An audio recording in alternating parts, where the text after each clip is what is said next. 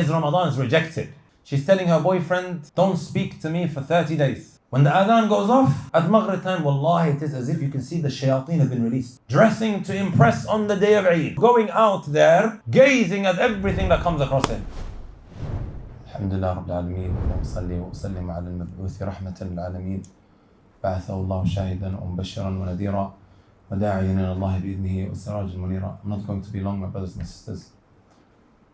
I think we all want to go back to the Salah, inshallah ta'ala. It's an odd night. And the best act of worship to be engaging in is the prayer, more than any other act. And likewise the dua. These are the two acts of worship that the Messenger sallallahu alaihi wasallam singled out. And it's what makes these nights distinct when it comes to acts of worship. There's one thing I'm going to mention very, very quickly, my brothers and my sisters. The next 48 hours is a huge test for every single one of us. What do I mean by that? Some of us, my brothers and my sisters, and this is not just something that is specific to youngsters. In fact, every individual from different walks of life may well be planning the disobedient acts we want to be engaging in as soon as Ramadan finishes. Whether it is on the night of Eid, whether it is on the day of Eid when we go for prayer, whether it is in that particular evening, it's a huge test because everything we worked so hard for may go down the drain. We might end up losing everything. And that is because we decided to start disobeying Allah Azza wa Jal. Or we treated the month of Ramadan as a month that is just where we worship Allah Azza wa Jal in this month, and then after that we just continue where we left off. This is not what Ramadan is for. Right? Wallahi, it could be on these nights that we are preparing the haram that we want to engage in on the day of Eid. The hotels that some are going to be booking out, the cars that they're going to be hiring. You'll hear these statements throughout the month, my brothers and my sisters. Watch your language, it is Ramadan. It's good. Right? That one needs to be extra careful in this glorious month. But not just in this month. Switch off Netflix, you hear some parents saying, it's Ramadan. Naam. Tell you what about after Ramadan? I always use this example because I say it year in, year out. You see sisters all the time, every single Ramadan, posting on Twitter their conversations with their boyfriends. She's telling her boyfriend, don't speak to me for 30 days. And everyone's commenting, Allahumma barik. MashaAllah, tabarakallah. She's going to stay away from her boyfriend for 30 days. It's vice versa as well, equal rights, right? After Ramadan, ya Jama'ah. In other words, I can't wait to see you on the day of Eid. And like I said, this is not just something that is specific to youngsters, right? People of different walks of life. We sometimes fall into this. I used to wonder as a youngster, why is it that my iman goes down? I feel very different on the day of Eid. By the time we get home in the evening, I don't feel the same. And then eventually as Muslims, classical orthodoxy, we learn that your iman goes up and down. Right? When you do certain acts of worship, sky high. You feel great. You're upbeat. But then at times you feel low. This is what sins does. But then there are certain major sins, my brothers and my sisters. If your iman, let's just say, was over 90, just like a battery, certain major sins that one engages in, it takes it down all the way to maybe 2 or 3%. Even though minor sins may cause it to come down gradually, little bit after little.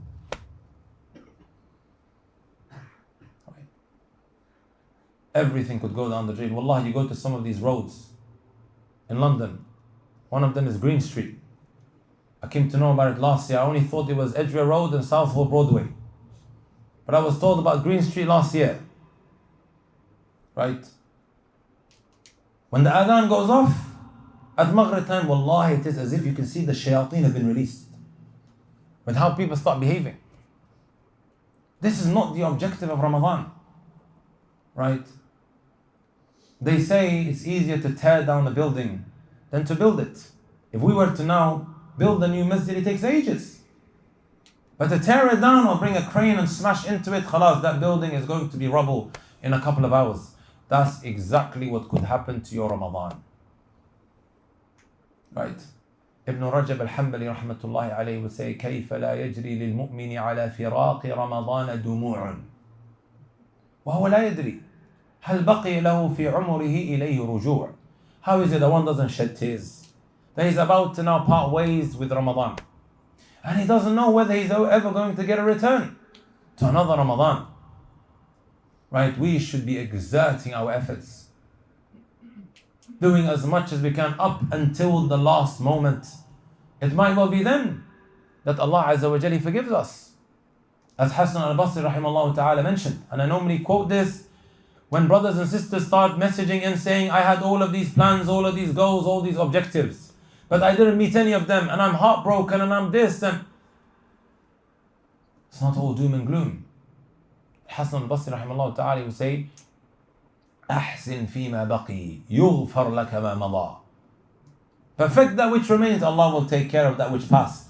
And then look what he said, وقد تكون في آخر ساعة من رمضان.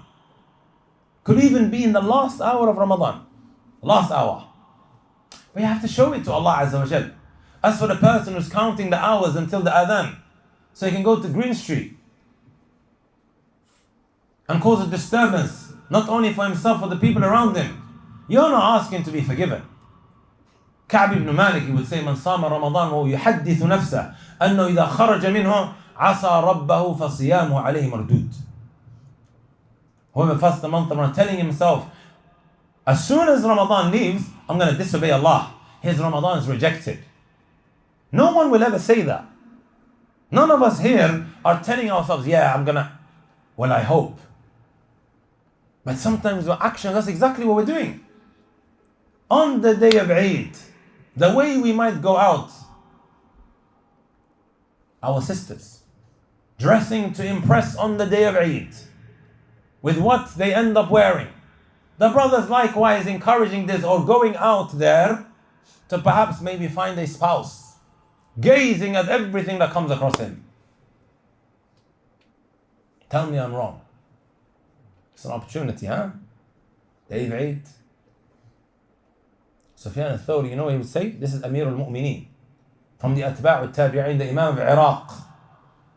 إن أول ما نبدأ به في يومنا هذا غض أبصارنا. The first thing we're going to start with tonight or today is lowering our gaze.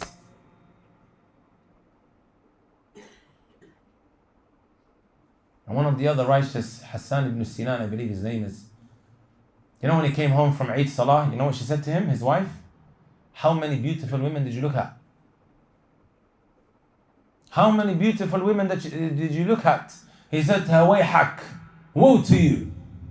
From the moment I left up until I came back, I was looking at my toes.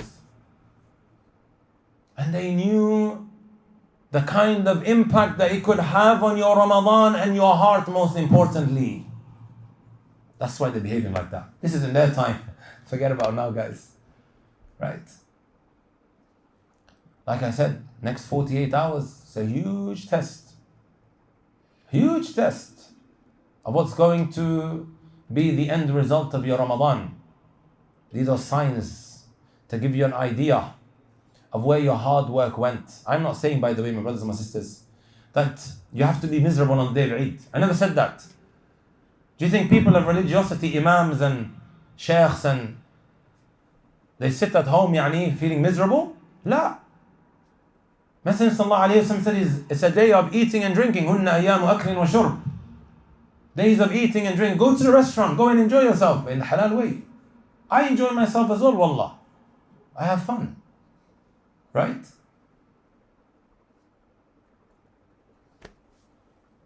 I ask Allah Azza wa Jal to bless every single one of you, to accept your Ramadan, your Qiyam and your Siyam, and to allow us to have another Ramadan. Right. Jazakumullah khair wa barakallahu feekum.